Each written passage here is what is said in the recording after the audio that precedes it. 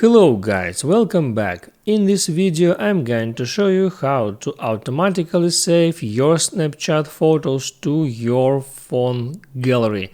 That is quite simple and easy, so let's begin. And first open up your Snapchat application and then get in your profile, just hit the Bitmoji icon over here and then go into your settings, tap on gear icon, and once you are in settings, here select memories.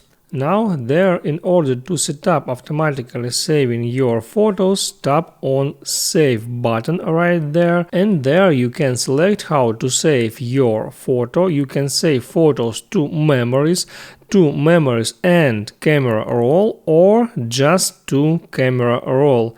I selected the second option and my memories saved to memories and to camera roll at the same time.